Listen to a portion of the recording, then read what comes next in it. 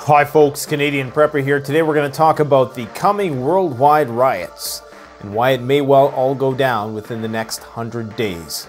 Let's get to it.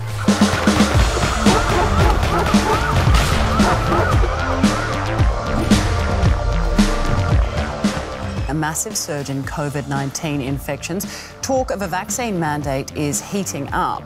In the coming weeks, the new parliament will vote on whether to require all residents to get the jab. Okay guys, so I'm going to be approaching this topic from a very disconnected, decoupled perspective because I'm going to try not to conflate my own personal opinions into my analysis of what the outcomes might be. The fact of the matter is in 2022, within the next few months, when this Omicron thing really starts to peak, there's going to be a lot of extremely disaffected people who are not going to tolerate any more restrictions, or at least are going to be extremely resistant to any more measures which are imposed upon them, which restrict their rights and freedoms in any way.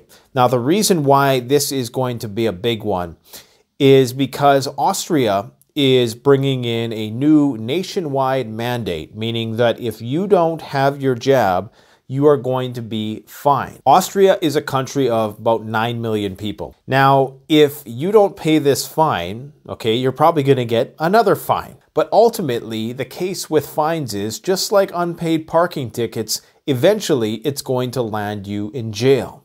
Now, Austria's prison population right now is around 9,000. 9,000 in a country of 9 million. Not very big, okay? So we need to understand that there were 44,000 people at a recent protest, and I believe the number was probably a lot higher than the media is giving credit. And of course, in previous protests to that, there was probably more like 100,000 people. And this is going to ramp up as we get towards that date. So that's just the amount of people who are willing to take the day off work, if they're even still working, because of course there's already work mandate in place, I do believe. So this is just a cross-section of the actual population which is going to be resistant, because we know that 35 to 40% of people still haven't received this intervention yet. So you need to put this in perspective, and governments around the world need to put this in perspective as to how exactly are they going to try to enforce such a thing. And if and when they do try to enforce it, what is the pushback going to be? Well, I think the pushback is going to be quite massive. For starters, you have a lot of people who are now pushed out of the workforce.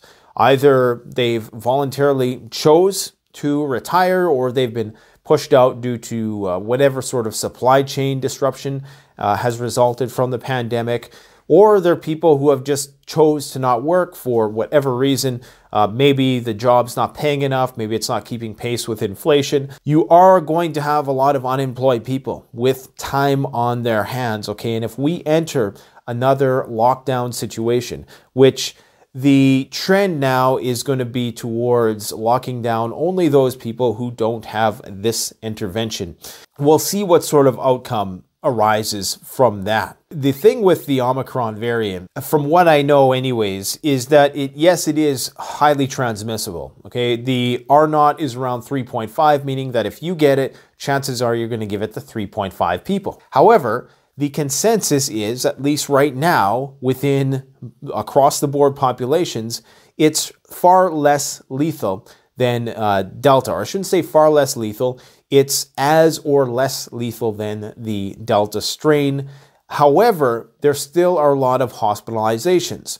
So the idea is that if you're having 3 times the infections, potentially, even though you're having less deaths, your hospital population is going to continue to go up. So what I'm assuming might happen, and this is a big wild assumption based on the limited amount of research that I've done on the topic, is that what is likely going to happen, it really doesn't matter at this point. It seems what the reality of these health outcomes are.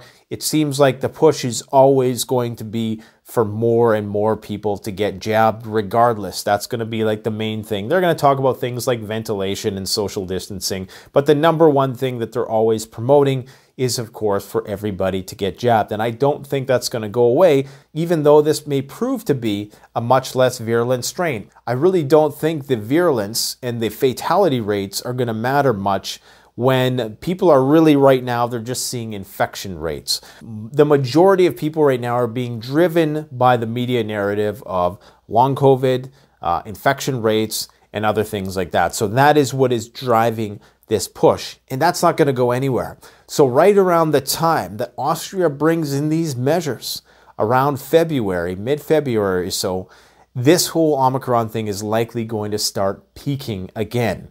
And here is what I fear is probably going to happen. What's going to happen is right around the time when this starts to peak again, there'll already have been 1 or 2 countries which have adopted this mandatory model.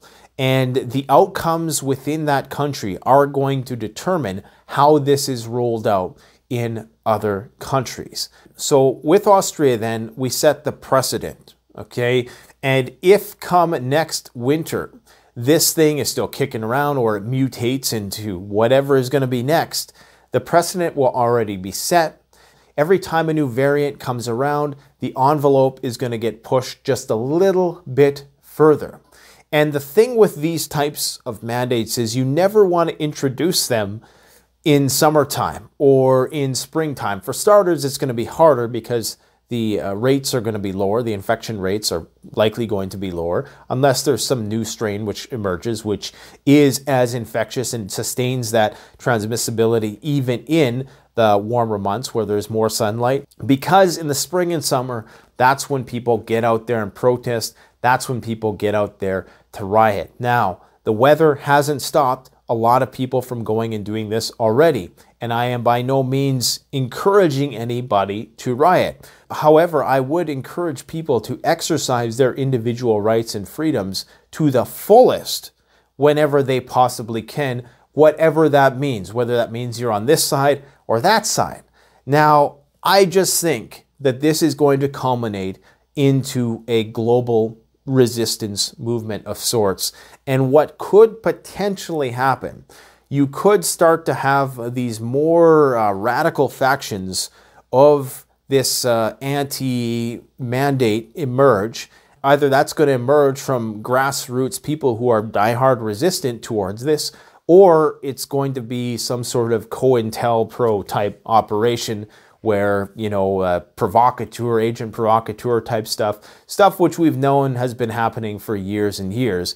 And this is what you do if you want to delegitimize any given movement. So you can bet that there probably will at some point, I'm not saying false flag, I'm not saying conspiracy, but I'm saying that, you know, the government has a tendency, if they really want to take somebody down, they will go in and infiltrate, they'll go amongst protesters, they'll throw stones so that that can justify the crackdown that is sure to follow. So I'm just saying that if you have all of this discontent fomenting in the streets with respect to these mandates, and you have people being seen hauled off to jail because they didn't pay their fine, there is a good chance that that is going to create a lot of upheaval and civil unrest around the world. I do believe that 2022 is going to be the year of civil unrest for many reasons, not just with resistance to mandates, but also with the widening wealth gap, with a lot of people who are out of work, the rising inflation rates, the rising cost of living. This is just going to make people a lot more begrudging towards the powers that be and their elitist counterparts. But I want to know what you guys think is going to come of this. Is this thing actually going to go through in Austria? Because it's a very, very big deal. And they're already talking about bringing it in Germany. Now, if they bring it in Germany, then you can bet that it's coming everywhere else. There's almost no question about it. The last holdout is probably going to be the United States of America. God bless America is all I can say. This is the kind of situation which can create true civil unrest. Not only that, this could be one of those things that really pushes some states over the edge with respect to the question of secession from the Union in the United States. Now let's play this tape just a little bit further forward again. Now that the framework has been built with the passports and the mandates, and now that this has all been normalized, what do you guys think would happen if there was a more dangerous or a real killer apocalyptic type virus that hit the scene tomorrow? What do you think the government response would be if this was the response to something that had this type of fatality rate? What do you think the response is going to be for the real zombie pandemic? And no, I'm just being facetious. I'm not being serious. You guys know what I mean. What do you think the response is going to be? If it was as heavy-handed as it was, most people think it was a little bit too heavy-handed. Some people don't think it was heavy-handed enough. Boggles my mind how they can think that, but hey, that's their opinion. I personally think that if this was a real deal civilization killer pandemic, you would probably then have people, like in that movie Contagion, where the virus in that movie, it had a 20% fatality rate, which is huge, 20%, okay?